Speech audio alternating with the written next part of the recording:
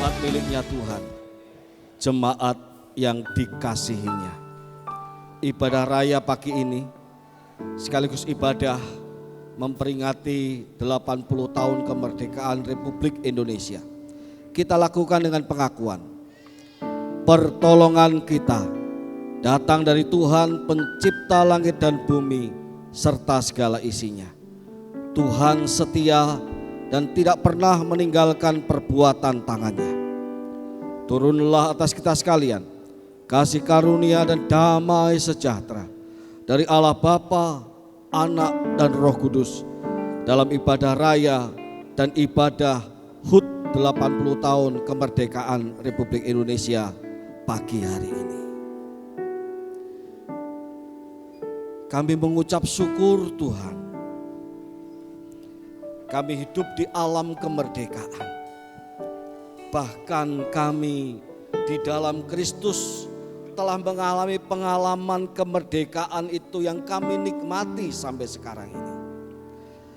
Kami mengucap syukur untuk semua kebaikan Tuhan.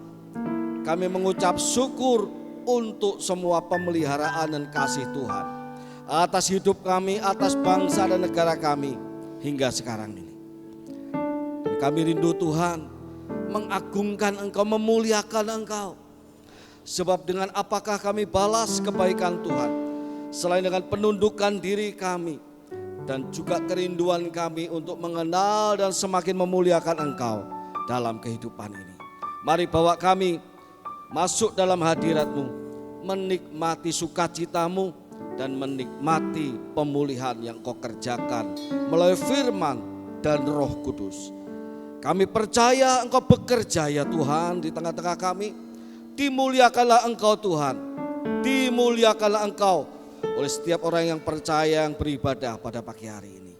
Di dalam nama Tuhan Yesus kami berdoa. Amin. Selamat beribadah, Tuhan Yesus memberkati kita semua. Haleluya. Shalom. Shalom. Merdeka. Merdeka. Merdeka. Merdeka. Sekali lagi, merdeka. Merdeka. Berikan sorak-sorai kemuliaan bagi nama Tuhan.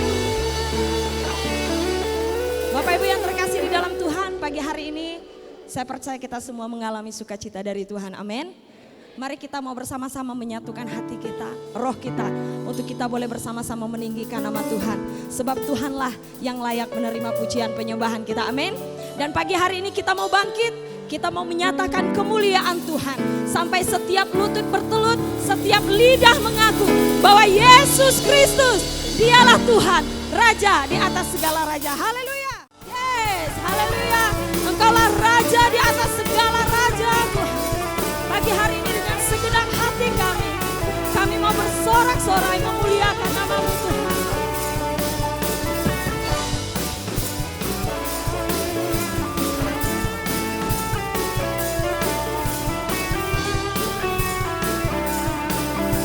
Mari sekali lagi dengan lebih sungguh katakan, mari kita semua umat pilihan Allah, dengarlah panggilannya untuk menggenapi firman-Nya. Sekaranglah waktunya untuk berdiri bagi bangsa ini.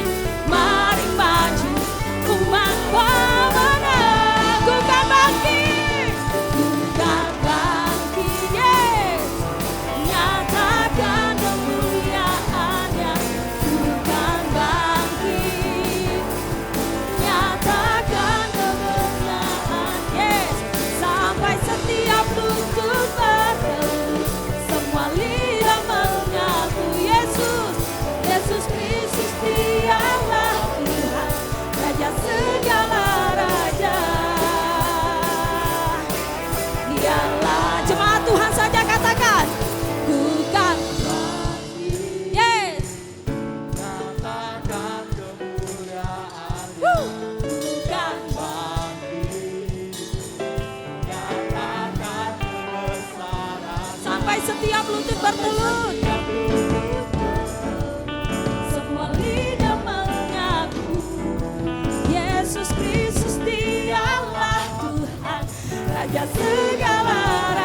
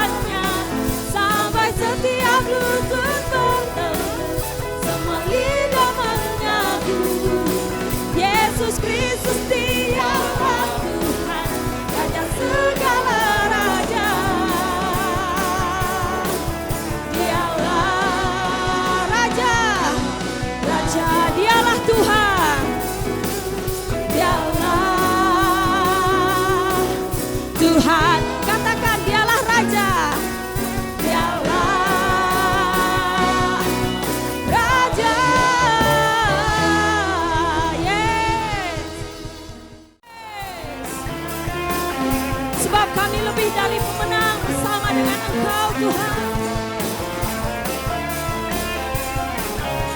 Mari sekali lagi nyanyikan. Lebih dari pemenang dalam segala perkara. Amin. Bisa dikalahkan oleh kuasa darahnya. Jika Allah di pihak kita, siapa dapat melawan? Kita lebih dari pemenang. Haleluya, mari angkat tangan kita. Haleluya. Kibarkanlah panjinya, Yesus Raja segala raja. Haleluya, haleluya. Bangkitlah gerejanya, kita lebih dari pemenang. Haleluya, haleluya, yes. Kibarkanlah panjinya, Yesus Raja segala raja.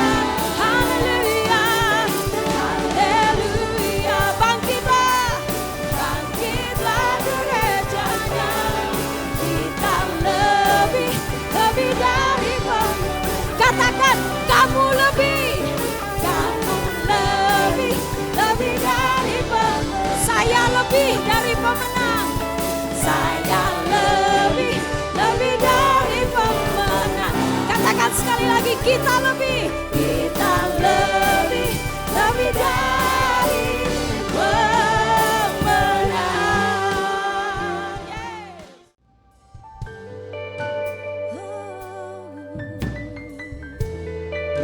Kami menyembah Engkau Tuhan.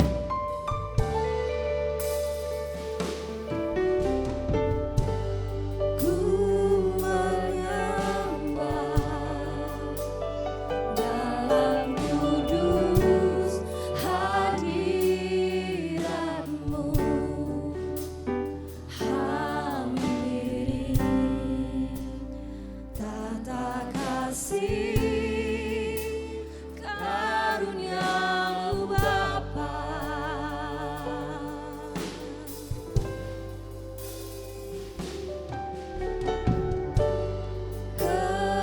Kekuatanku hanya dalam hadirat-Mu, Yesusku.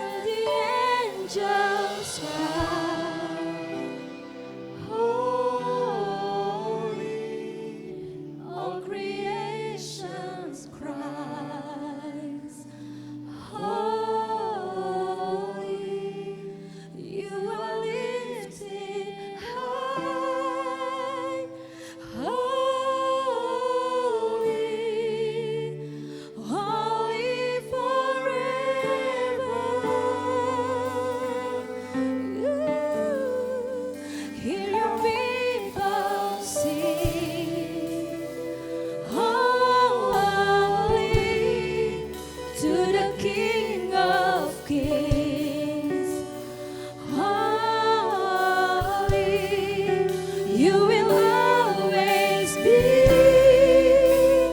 holy, holy forever.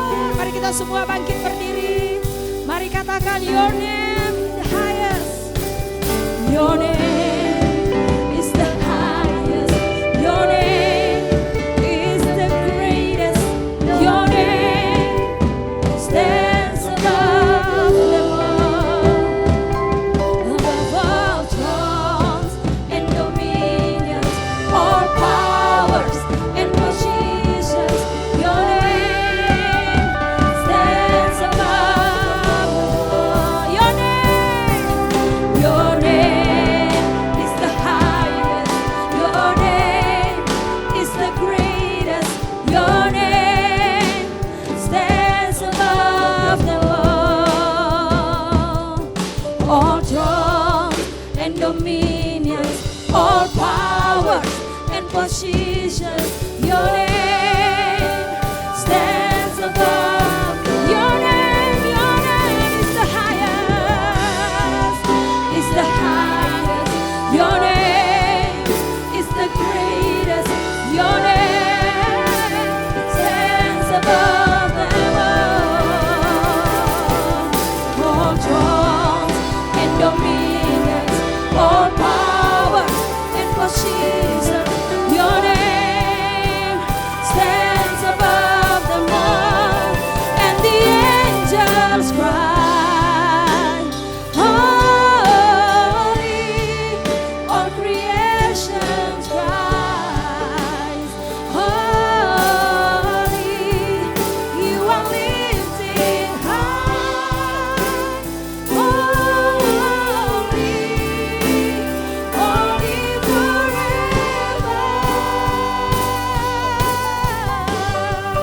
Hear your people sing, holy to the King of Kings.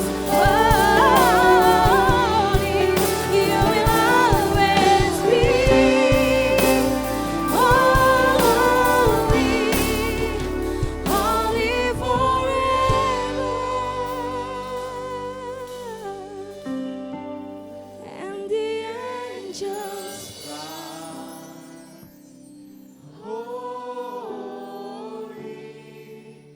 all creations cries, holy, you are lifted high, holy, holy forever. Hear your people sing, holy, holy.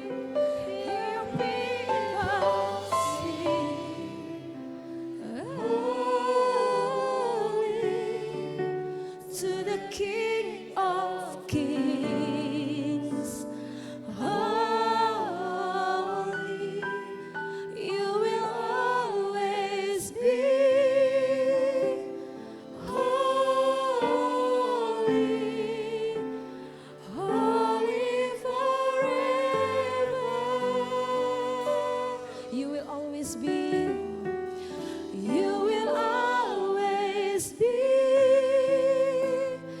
Holy, holy forever. You will always be. You will always be. Holy, holy forever.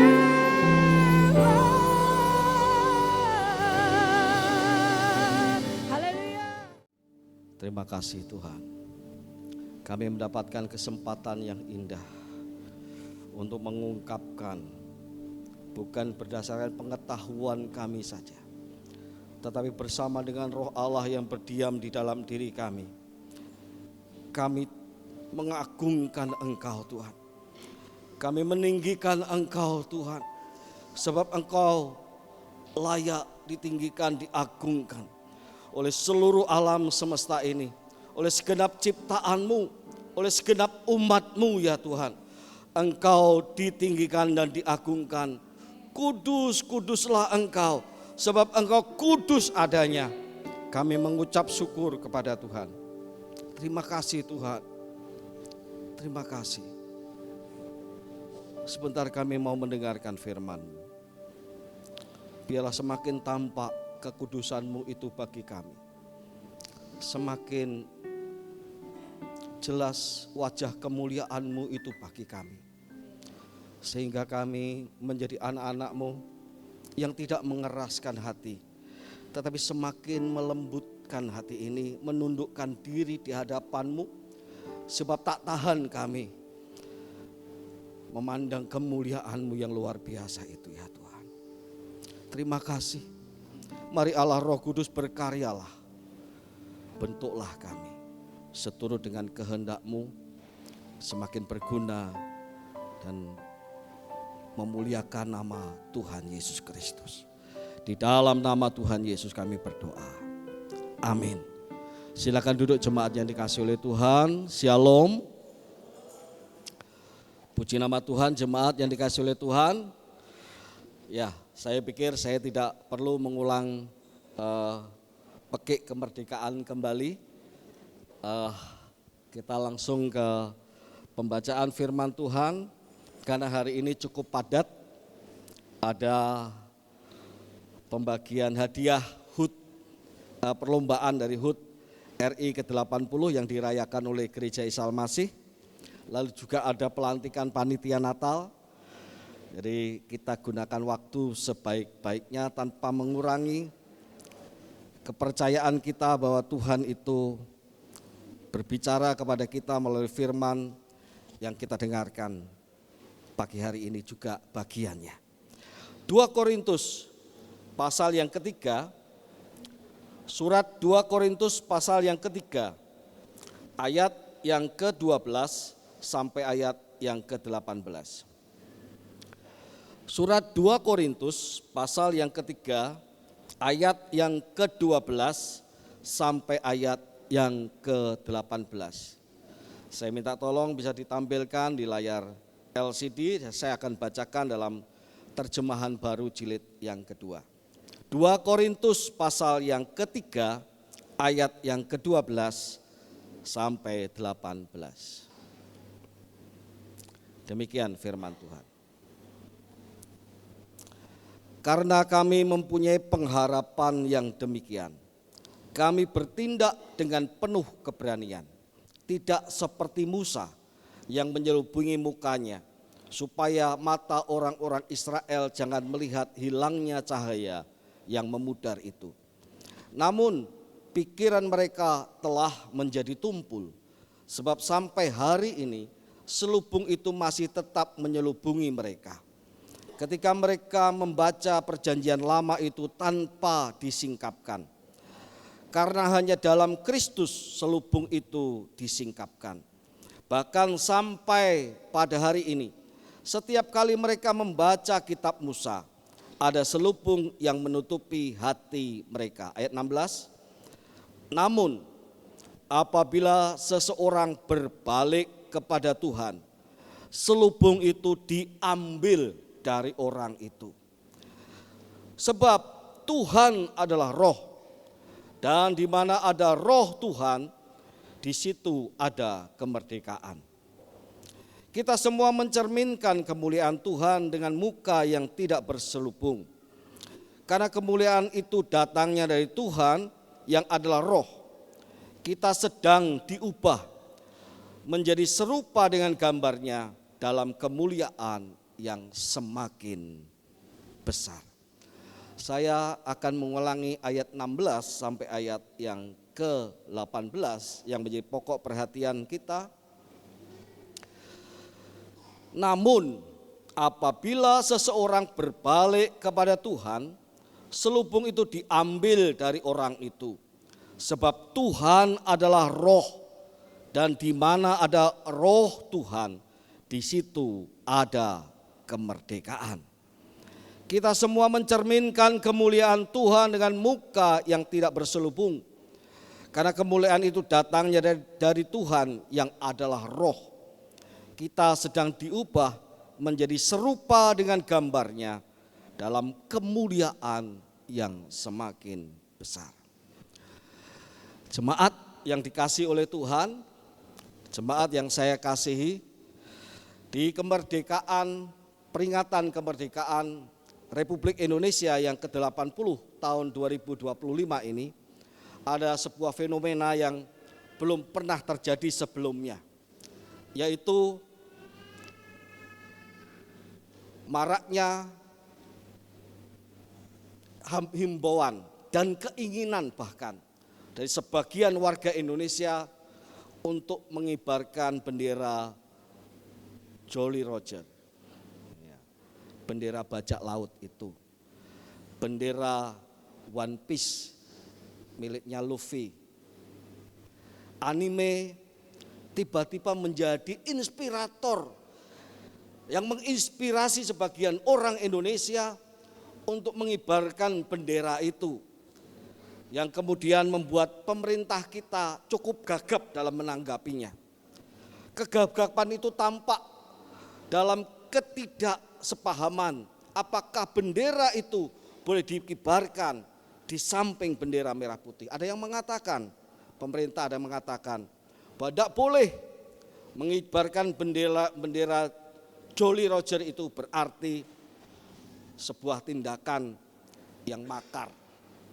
Ada yang berkata boleh asal bendera itu lebih kecil dari bendera merah putih. Ada lagi yang mengatakan boleh asal bendera One Piece itu diletakkan di bawah bendera merah putih. Tetapi apapun yang terjadi, kenyataannya memang tidak terjadi sesuatu hal yang menggemparkan, sehingga kemudian terjadi penangkapan dan lain sebagainya.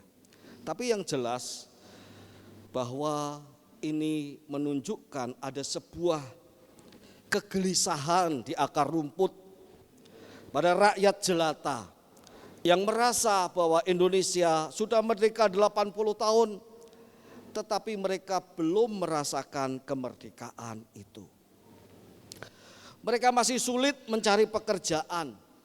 Mereka masih sulit untuk mendapatkan kesejahteraan sebagaimana yang diimpikan oleh para pendiri bangsa. Negara ini masih saja bergulat dengan berbagai PR yang dari tahun ke tahun bukannya diatasi tetapi juga semakin menjadi-jadi. Kita bisa bayangkan Bapak Ibu, yang namanya korupsi ya, jangan dipikirkan terjadi itu barusan saja, tidak. Sejak zaman VOC Belanda itu sudah korupsi besar-besaran. Kenapa VOC hancur?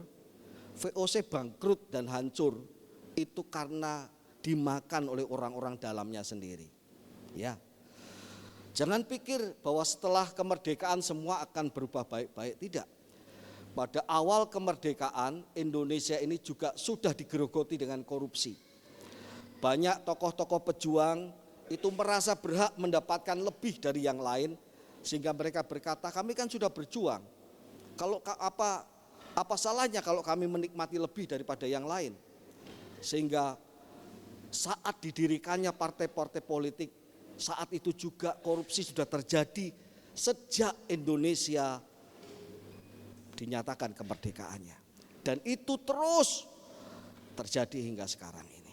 Maka bendera One Piece Jolly Roger itu menjadi sebuah ungkapan kegalauan, kegelisahan dari orang-orang yang tidak bisa merasakan kemerdekaan yang mereka impikan. Jemaat yang dikasihi oleh Tuhan, apa yang menjadi PR bagi bangsa ini menjadi PR bagi gereja Tuhan, menjadi PR bagi kita semuanya. Tetapi bagian kita hari ini ada bagian yang mendasar sekali.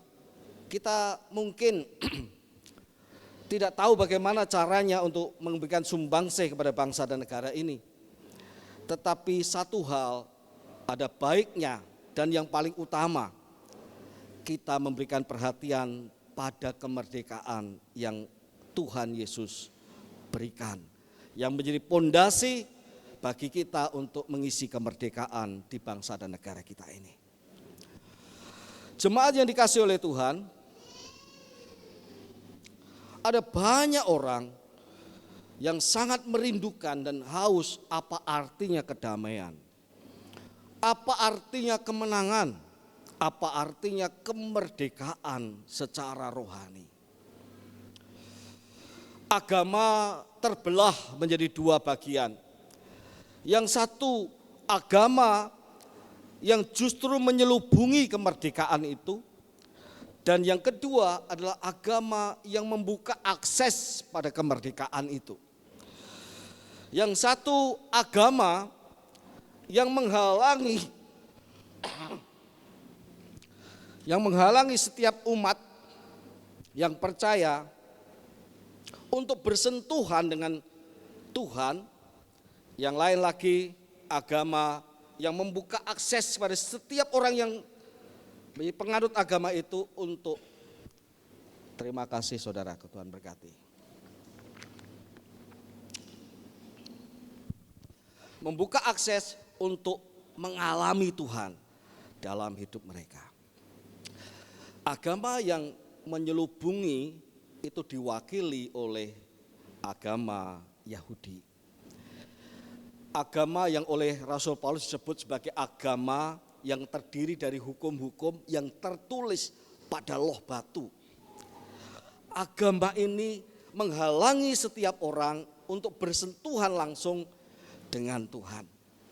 Karena meskipun agama ini mulia, tetapi kemuliaan itu tidak dirasakan oleh semua pemeluk agamanya. Hanya tokoh-tokoh agamanya yang dipilih oleh Allah, yang diberikan kesempatan untuk melihat kemuliaan Tuhan. Ya, Musa salah satunya. Imam besar setahun sekali masuk ruang Maha Kudus untuk mengalami kemuliaan Tuhan. Tapi bagaimana dengan berjuta-juta umat yang ada di pelataran? Tidak ada yang bersentuhan dengan kemuliaan Tuhan itu. Agama ini mulia, tapi kemuliaannya harus dikatakan terbatas adanya. Jemaat yang dikasihi oleh Tuhan, agama seperti ini seumpama kalau kita membeli sebuah televisi. Kalau kita beli sebuah televisi ya, televisi LED yang paling tipis sekalipun, paling canggih, ini TV pintar ya, smart TV dengan teknologi yang terbaru, layar terjendih 4K misalnya, resolusinya 4K, wah tidak cukup Full HD, tetapi 4K sudah sangat canggih. Tapi begitu TV itu dipajang di ruang tamu, kita datang ke ruang tamu itu, kita rasanya kurang menikmati keindahan TV itu. Kenapa? Karena rupanya sang pemilik televisi ini tidak melepas bungkusnya. TV itu canggih, warnanya sangat alami. Tetapi bungkus plastiknya masih menutupi televisi itu. Dan kita bertanya kepada sang pemilik TV, Pak, kok plastiknya enggak dibuka? Jawab sang pemilik rumah, sang pemilik TV itu, supaya awet Pak, supaya enggak kena debu. Jemaat yang dikasihi oleh Tuhan, ada agama yang coba menampilkan wajah cantik, melindunginya dengan dogma-dogma yang coba diajarkan dan dipaksakan untuk ditaati, seolah-olah dengan dogma itu seseorang akan menggapai kehidupan yang indah. Dogma itu penting ya. Tapi kalau mempertuhankan dogma itu juga menjadi sesuatu hal yang masalah. Dogma tidak salah, ajaran itu harus ada, doktrin memang harus tegak. Tetapi atas nama doktrin kemudian kita menuhankan doktrin itu, membuat kita menjadi orang-orang agamawi yang kaku hatinya, Yang sehingga seperti orang yang sedang melewati orang yang sedang terluka. Karena doktrin ia tidak bisa menolong itu. Karena menolong orang yang berdarah itu najis. Ia ingat akan dogma agamanya. Apakah seperti itu? Menjaga sebuah agama sehingga tidak bisa bersentuhan dengan Tuhan. Jemaat yang dikasihi oleh Tuhan, seperti ini adalah model agama yang tertulis dalam loh-loh batu. Hukum-hukumnya tertulis pada loh-loh batu. Dan itu masih terjadi sampai sekarang ini. Tapi puji Tuhan, pada ayat yang ke-16 dikatakan seperti ini. Namun, ini titik baliknya. Namun, apabila seseorang berbalik kepada Tuhan, selubung itu diambil dari orang itu. Namun, apabila orang berbalik kepada Tuhan, selubung itu diambil dari orang itu. Kalau tadinya orang itu beragama tampak berat, agama itu sulit, agama itu memaksakan diri menjadi orang saleh itu harus begini, begitu, aturan-aturannya ketat, sulit, dihayati dengan kemampuan lahiriah sehingga seolah-olah tidak bisa menikmati keindahan agama itu, tidak bisa menikmati keindahan Tuhan yang diberitakan dalam agama itu. Sekarang dikatakan, namun apabila seseorang berbalik kepada Tuhan, berbalik kepada Tuhan Yesus, selubung itu diangkat daripadanya. Jemaat yang dikasihi oleh Tuhan, kata berbalik dalam kata kerjanya atau dalam bentuk kata kerjanya adalah berbalik sebagai sebuah potensi. Ada potensi dalam berbalik itu. Berbalik itu seperti ini. Saya menghadap ke sana, kalau saya berbalik itu balik seperti ini. Ya, saya masih ingat baris berbaris ya. Balik kanan. Ini namanya berbalik. Berbalik dari kata kerjanya itu, dari tense kata kerjanya itu, artinya adalah yang penting adalah hasilnya. Berbalik itu yang penting, yang utama itu hasilnya. Supaya potensi dari berbalik itu mendapat kepenuhannya. Supaya potensi dalam berbalik itu 100% berpotensi, berfungsi. Itu yang penting. Artinya berbalik itu tidak bisa begini nih. Ini namanya bukan berbalik. 45 derajat pun itu bukan berbalik. Ini tidak berpotensi. Potensinya menjadi kurang, tidak efektif, tidak terlalu banyak berguna. Berbalik itu ya penuh potensinya. Hasilnya itu 100% dapat dinikmati, dihayati. Berbalik itu seperti ini. Ini baru potensinya full 100%. Artinya apa? Berbalik kepada Tuhan itu menjadi full kalau kita menjadi tegak lurus kepada Tuhan. Jemaat yang dikasihi oleh Tuhan, ada orang-orang yang sudah percaya kepada Tuhan lalu menghukum dirinya dengan berkata, tidak mungkin aku diubahkan oleh Tuhan. Jemaat sekalian, adakah yang berpikir tidak mungkin Tuhan mengubahkan aku? Sulit sudah aku berubah. Aku ya dari begini bentukan nenek moyangku. Ya begini ini sifatku. Tidak mungkin aku berubah. Jemaat yang dikasihi oleh Tuhan, saya mau katakan potensi untuk berbalik itu engkau tak lakukan dengan segenap kepenuhan potensinya. Sehingga engkau tak mampu menghadap Tuhan Yesus dengan tegak lurus. Sehingga engkau berkata tak mungkin Tuhan mengubahkan aku lagi. Ada orang berkata ketika ia berbuat salah dan berbuat dosa, saya tidak mentolerir dosa ya, tidak. Tapi dalam hidup ini ada kesalahan, ada dosa. Lalu orang itu berkata, Tak mungkin Tuhan mengampuni dosaku karena dosaku sudah sangat berat. Jemaat yang dikasihi oleh Tuhan, jangan tertipu. Jangan tertipu. Itu sama halnya kita merendahkan korban Kristus di atas kayu salib yang mampu mengubah dosa merah seperti kermisi menjadi putih seperti salju. Itu sama halnya kita merendahkan korban Kristus seolah-olah Kristus tetap kalah dengan dosa. Jemaat yang dikasihi oleh Tuhan, itu artinya kita belum sungguh-sungguh berbalik dan menikmati hasil berbalik itu secara 100%. Tapi ada juga orang berkata seperti ini. Yang penting kan sudah ada di dalam Tuhan ya Pak Denny. Kalau saya berbuat dosa kan enggak apa-apa Pak. Kan nanti diampuni lagi sama Tuhan. Bapak Ibu, saya dengar dari seorang jemaat. Dan saya berkata, enggak demikian Pak. Pak, yang penting kan saya sudah percaya Tuhan. Saya sudah dibaptis. Kalau saya melakukan dosa kan enggak apa-apa. Kan tetap Tuhan itu nanti ngampuni saya lagi. Atau saya sudah diampuni Tuhan. Jemaat yang dikasihi oleh Tuhan, orang yang berbalik, yang tegak lurus kepada Tuhan, tidak akan berpikir dia akan melakukan dosa. Amin.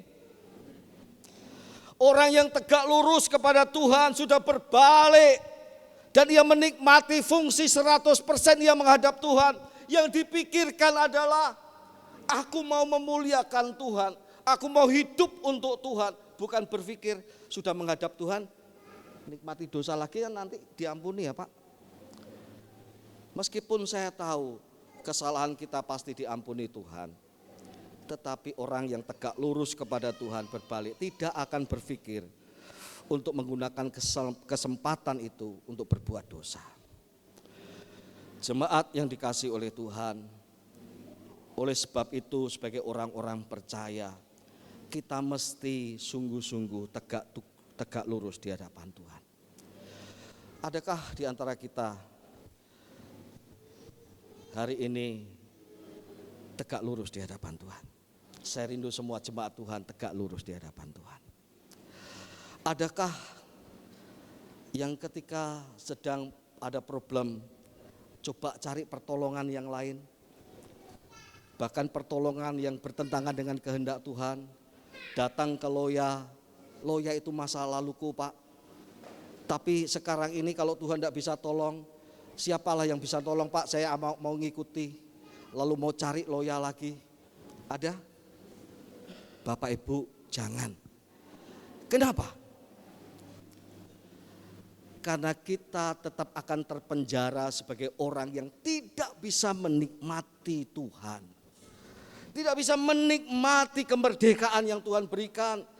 Karena kita belum tegak lurus kepada Tuhan. Karena kita berbalik dan belum berfungsi secara sepenuhnya. Kalau kita berbalik berfungsi secara sepenuhnya, maka kita akan berkata, sekali Yesus, selamanya Yesus. Amin. Sekali Yesus, selamanya Yesus. Kalau Yesus tidak tolong kamu, tetap Yesus. Apa yang kadang-kadang bisa nolong, kadang-kadang juga tidak mau nolong, itu tetap kamu mau hormati. Aku percaya Tuhan pasti tolong, tapi aku juga percaya bahwa kehendak Tuhan itu yang terbaik. Sekali Yesus, tetap Yesus, itu tegak lurus. Amin.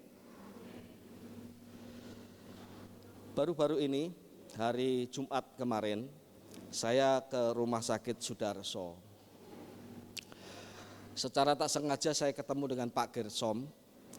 Dan Pak Gersom saya tanya, Pak Gersom, ada apa di sini Pak? Paman saya sakit Pak katanya. Saya bilang, nanti setelah saya jenguk jemaat, saya jenguk pamannya Pak Gersom ya, saya ingin mendoakan, saya bilang begitu. Oh, saya tunggu Pak. Akhirnya selesai saya mengunjungi jemaat, lalu saya datang ke jemaat, rupanya tidak ketemu karena keburu udah pulang ya. Lalu saya ke tempat Pak Gersom, saya ketemu dengan pamannya, dan hati saya bergetar saat itu. Hati saya bergetar karena paman Pak Gersom ini berkata, saya gagal ginjal Pak, harus cuci darah. Dia berkata bahwa itu kesalahannya karena dia banyak minum minuman energi. Ya tentu saya tidak perlu sebutkan mereknya ya. Dia banyak minum minuman energi sehingga ginjalnya itu hanya berfungsi tinggal 7% saja. Saya berkata, Pak, kita harus percaya kepada Tuhan. Tuhan itu mengampuni dosa dan Tuhan bisa menyembuhkan Bapak. Tetapi kita juga harus percaya bahwa Tuhan kehendaknya itu yang terbaik.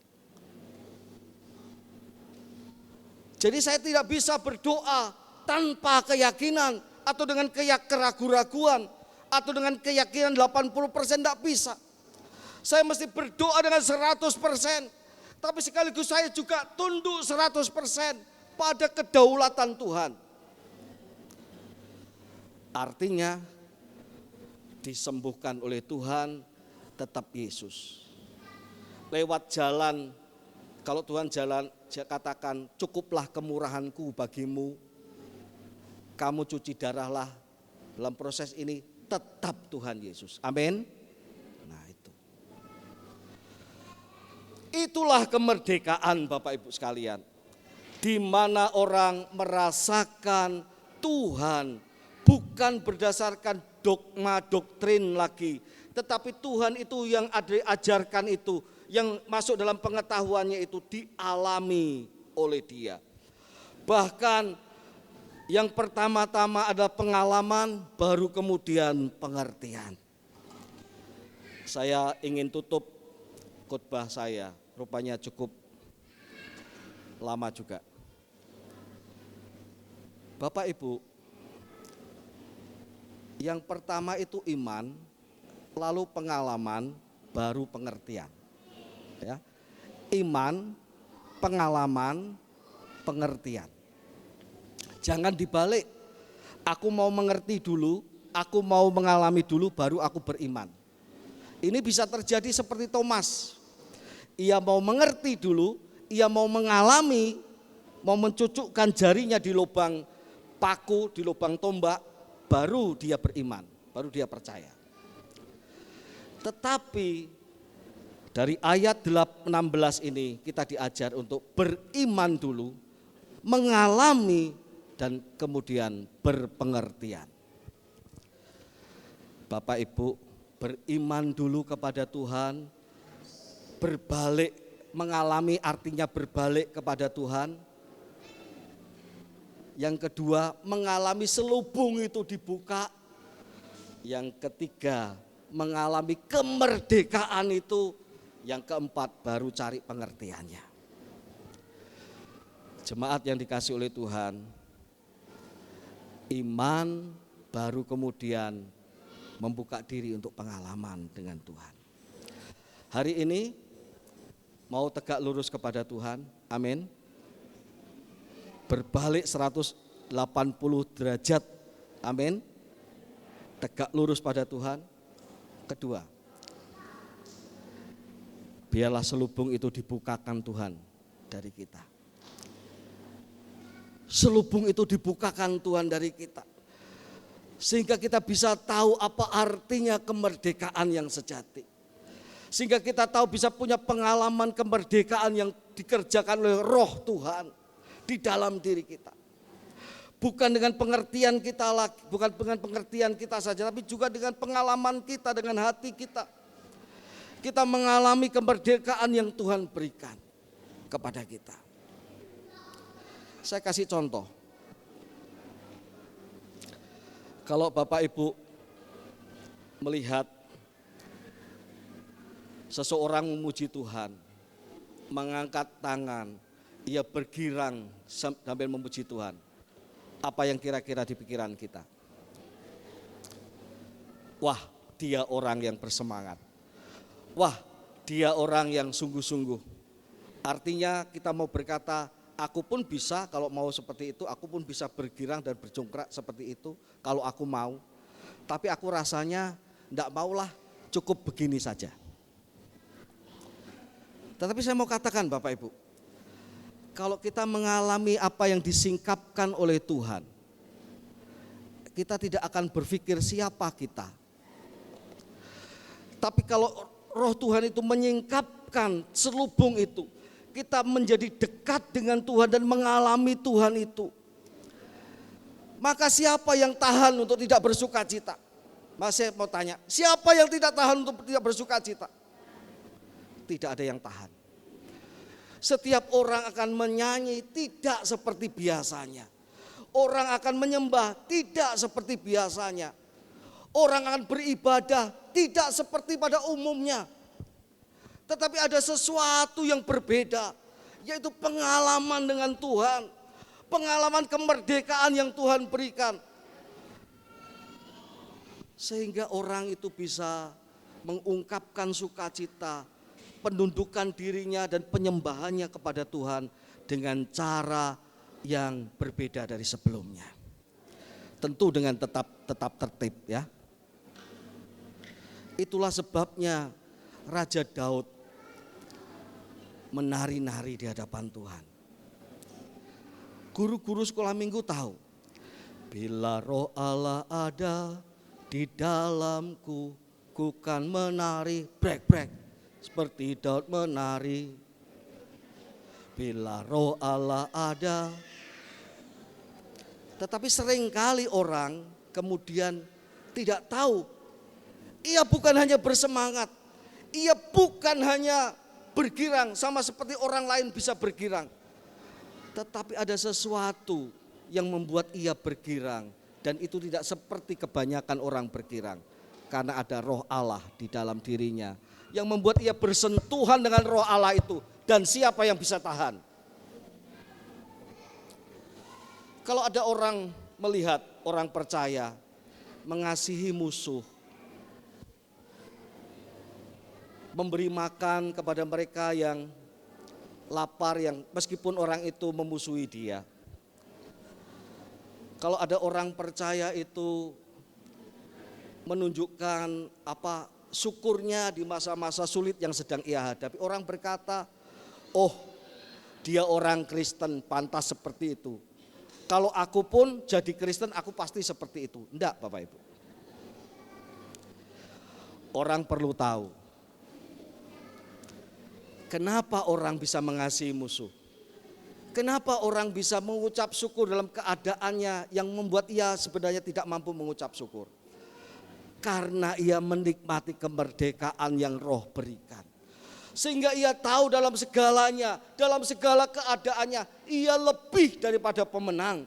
Ia tak pernah bisa ditaklukkan, ia tak pernah bisa diterpurukkan oleh keadaan. Sebab ia tahu bahwa Allah yang memeliharanya tidak bisa dinilai dengan sebuah peristiwa di mana ia sedang tidak baik-baik saja. Tapi ia akan percaya karena Roh Allah ada di dalam dirinya. Kemenangan terjadi dalam hidupnya. Bapak Ibu sekalian yang dikasihi oleh Tuhan, maka berita hari ini, kuasa Roh Kudus, kuasa yang memerdekakan, adalah kuasa yang berguna bukan hanya ketika kita beribadah di gereja, tapi kuasa itu bergerak di dalam kehidupan kita. Ketika Bapak Ibu sedang melakukan tugas dinas, ketika Bapak Ibu sedang melakukan tugas pekerjaan, ketika Bapak Ibu sedang membangun bisnis, kemerdekaan itu memberikan kemenangan di dalam hati Bapak Ibu. Roh Tuhan itu memberikan kemenangan dan kemerdekaan itu dalam hati Bapak Ibu sekalian. Sehingga apapun yang sedang terjadi, kita tetap percaya bahwa Tuhan yang bersentuhan dengan kita, yang dekat dengan kita, selama Tuhan ada, kita aman adanya. Walaupun gunung tak berpindah, ku tetap percaya Kau yang berkuasa. Walaupun ku ada dalam lembah kelam, tidak mengapa. Yang yang penting engkau besertaku. Kenapa? Karena ada roh Allah yang telah membuat engkau disingkapkan oleh Tuhan. Bukan saja mengikuti menjadi orang yang beragama, tapi menjadi orang yang dekat dan bersentuhan dengan kasih Tuhan. Amin. Tuhan memberkati kita semua.